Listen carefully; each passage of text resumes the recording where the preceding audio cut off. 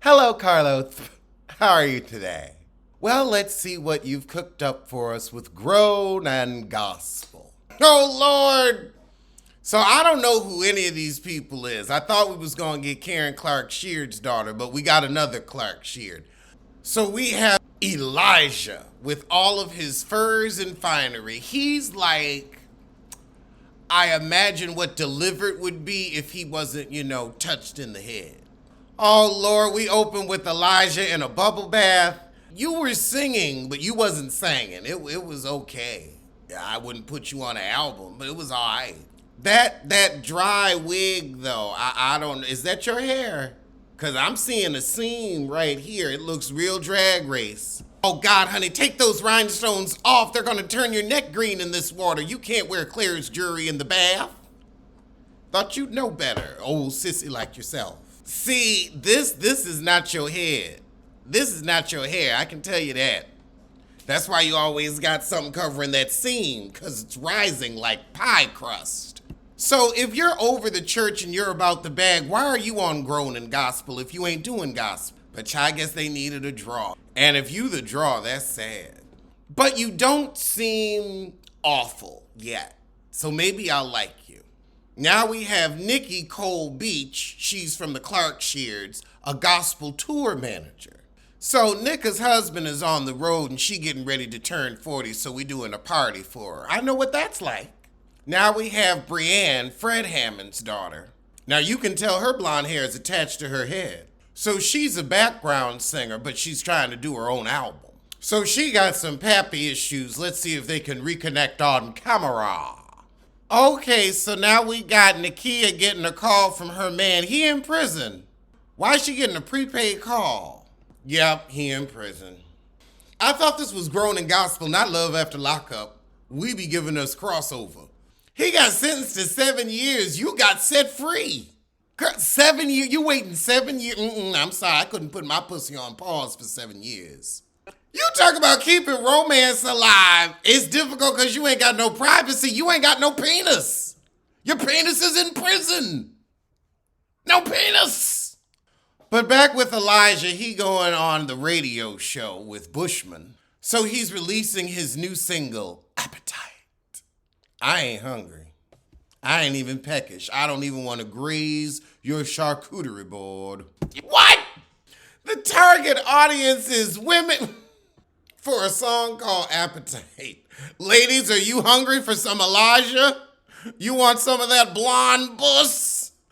Oh my God. Oh Lord, that's like when they told Billy Porter to be straight. All right, here we go. Let's hear his little single. I mean, it's not bad background R&B, but I'm not hearing a distinct or good vocal. It's very run-of-the-mill. The music isn't bad, at least. Like, it's good background, but I'm not getting a singer out of you. But you are entertaining, and you haven't pissed me off yet. So let's keep going. Maybe you could be likable. Because if you can be likable, you can do anything. Over with Bree, she's meeting with the producer, trying to figure out what genre of music she's going to create. Hopefully something people will buy. So he telling her she gotta write a song every day, and she kind of coming up with excuses. Heifer, if I can come out with some music, you can come out with some music. So now we got Tasha, Elijah, and this other guy getting together at Coney Islands, which actually looks pretty decent for a hot dog joint. Okay, Elijah was a little extra ordering, but it was funny. All right, Nikki joining them too. I don't know how y'all talking about Princess in this hot dog joint though. They couldn't find nowhere nicer to have lunch in Detroit. I saw the comments. It's Detroit. I'm gonna call it that. So everybody talk about Bree making it in the music industry without the help of her father. So I guess he ain't coming on camera. Child, they tearing her up from the rooter to the tutor. She needs voice lessons, style lessons, everything lessons. After commercial, we got Nikki helping the Clark sisters pick out some outfits, and she tells them about Bree, Fred Hammond's daughter. So they encourage her to take Bree under her wing. I'm glad they calling this grown in gospel, because everybody 40. Like, they calling it growing up hip-hop, everybody 40 with kids. Like, your kids are growing up hip-hop. And y'all ain't even hip-hop. Y'all are just pitch people, I guess. You know, you got your little ads. But now we're at Nikki's party thrown from prison. Hey, he doing more than most husbands. Doing more than Rob Dixon. But now Bree shows up and no one knows she was coming.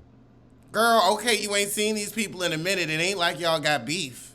This heifer says she looks a little Sister Mary Clarence, a little Salvation Army.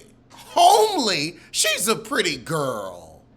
Now this is unchristian. Now yes, that coat does look cheap, but she ain't pretending to be rich. I'd make fun of it if this was Housewives of Atlanta and you supposed to have. She out here trying to get her career together and you gonna make fun of her coat when her father done cut her off.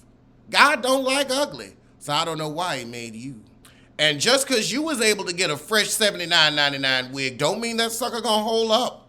Elijah gonna say it looks like she got a bit of LS, low self-esteem. You done just seen this heifer for 10 seconds. She looks fine. Why are y'all picking her apart like this? Okay, I don't know what he went to jail for, but he sure got some money. You know what? I might wait a few minutes for his butt. With this kind of money, and he still got access to it. Oh, hey, at least you did the crime right. So after you done tore Bree down, now you're gonna say she seemed left out of her circle and her family. Maybe that's why she looks a little disheveled. Nobody cares about the poor thing. Y'all just mean. I expect this kind of shade from the secular, but not from the sanctified. Well, that was the shit brought to you by Carlos King, and I will see you soon for thumping. Let's get to a trailer review. First up is Dead Ringers on Prime Video. So we have Rachel Weisz playing herself and herself. One of them is pregnant. They're on a private jet. So they are twin sisters that do high-end scientific obstetrics. So they trying to change how women give birth and creating life out of nothing. I don't know if this twin sister's real or not. Now we got a lesbian love affair. No, she real. Somebody else talking about her. It kind of look interesting, man. Next up is War of the Worlds, The Attack. So they're redoing War of the Worlds, it looks like. This time it's set in the UK. We got 3 teenagers looking for somebody mama. It looks good, and since there's no Tom Cruise in it, I'm a peep at it. But same story.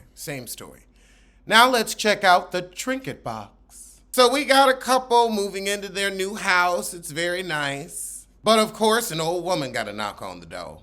And this old heifer brings her a box with a necklace in it as a welcome to the neighborhood. Later that night, we see the old heifer in her room.